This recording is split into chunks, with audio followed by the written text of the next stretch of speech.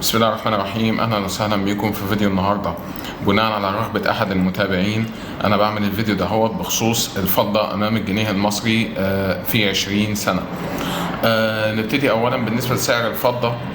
سعر الفضة بدأ في سنة 2000 من مستويات 17 أو 18 جنيه مصري للأنصة الفضة الواحدة. الأنصة هي سبيكة عبارة عن 31.1 جرام فضة 999. كان سعرها في سنة 2017 جنيه تقريبا. ارتفع السعر ده في من سنة 2000 لحد 2004. عالي سعر سبيكة الفضة لمستويات 47 جنيه.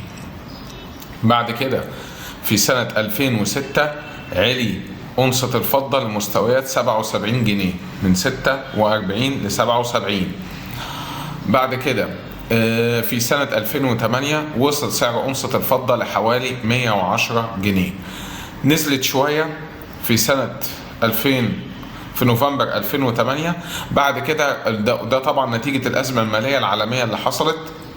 وبعد كده وطبعا الأزمة المالية العالمية كان يعني في أثناءها كان في توقعات بركود في الاقتصاد العالمي، وأي توقعات بركود الاقتصاد العالمي بينزل أسعار المعادن الصناعية ومن ضمنها الفضة، لأن الفضة الطلب عليها جزء منه استثماري وجزء صناعي، والطلب الصناعي أعلى من الطلب الاستثماري، وبالتالي في أوقات اللي بيكون فيها توقعات بركود الاقتصاد العالمي بينخفض سعر الفضة. ففي اكتوبر 2008 نزل سعر الفضة من مستويات 106 جنيه مصري لمستويات 55 جنيه مصري. بعد كده رجعت ترتفع مرة تانية لحد ما وصلت في 2011 لأعلى مستوى، اللي هو 287 جنيه مصري لكل سبيكة فضة واحدة، لكل سبيكة 1 أونس فضة. طبعا ده مكسب كبير. هي بدأت من 17 جنيه، وصلت في 17 جنيه في سنة 2000، وصلت في خلال 11 سنة ل 287 جنيه، مكسب كبير جدا.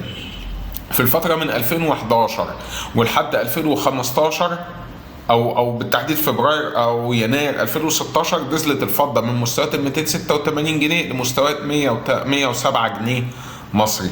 الفتره دي بالمناسبه كان فيها الذهب والفضه الاثنين بينزلوا قدام الدولار الامريكي خلال الفتره دهيت. المهم من 2016 بدأت الفضة ترتفع مرة تانية من 107 جنيه، ووصلت لأعلى مستوياتها قدام الجنيه المصري عند 334 جنيه نتيجة التعويم اللي حصل في 2016. يعني الطلعة اللي هنا دي الطلعة بتاعة تعويم 2016 اللي حصل في نوفمبر 2016.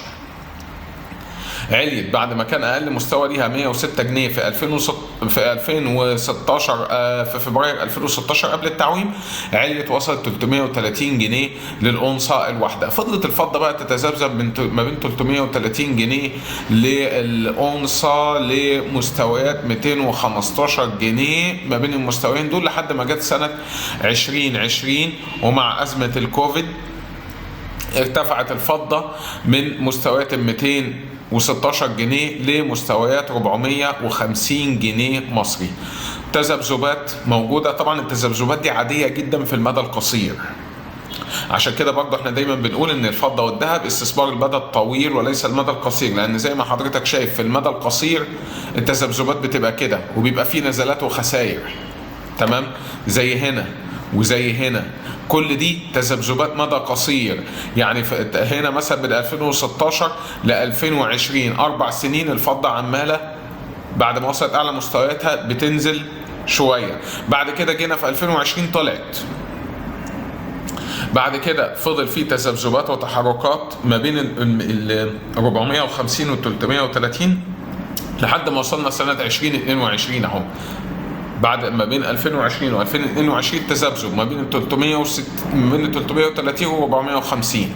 جينا في 2022 ومع التعويم الجنيه مرتين خلال 2022، مرة في مارس ومرة في أكتوبر، تمام، وصلت الفضة النهاردة أونصة الفضة بتتداول عند حوالي 513 جنيه. لما نبص للموضوع في 20 سنة من سنة 2000 للنهاردة هنلاقي ان أونصة الفضة ارتفعت من 17 جنيه ل 512 أو 13 جنيه. يعني الفضة زاد سعرها 30 ضعف في خلال 20 سنة. لما نقارن المكاسب دهيت بمكاسب الذهب بدأت الأونصة بحوالي 1000 جنيه للأونصة في سنة 2000 وصلت النهاردة ل 42900 جنيه، يعني الذهب زاد 43 ضعف. يبقى الفضة زادت 30 ضعف، الذهب زاد 43 ضعف. هنا علشان بس الناس اللي حابه تستثمر في الفضه احب اوضح كام نقطه. اول حاجه، الفضه استثمار جيد جدا للناس اللي راس مالها صغير وما يساعدهاش انها تشتري ذهب. ده اول حاجه، لو يرخص سعرها. ده نمره واحد. نمره اتنين، الفضه والذهب استثمار للمدى الطويل زي ما قلنا. تمام. نمرة 3، أحب أوضح نقطة مهمة جدا، وهي أن سعر الفضة مش بنفس قوة سعر الذهب. بمعنى أن الذهب زي ما شفنا في خلال 20 سنة زاد 43 ضعف، بينما الفضة زادت 30 ضعف بس. تمام. واضف الى هذا كمان نقطه تانية، وهي ان سوق الفضه محدود بالنسبه لسوق الذهب، بمعنى ان عدد المحلات وعدد التجار اللي شغالين في بيع السبائك والجنيهات الفضه الاستثماريه قليل جدا جدا، وبالتالي العدد القليل دهوت انت لو لقيت حد بيبيعها هتشتري منه، تمام، بس لازم تساله هل لو انت حبيت تبيع في اي وقت بعد 10 سنين بعد 5 سنين هيشتري منك ولا مش هيشتري منك؟ وهيشتري منك على اساس سعر السوق ولا هيبقى فيه فصال؟ دي نقطة لازم تكون واضحة بالنسبة لحضرتك، لأن سوق الفضة محدود جدا في مصر على عكس سوق الذهب.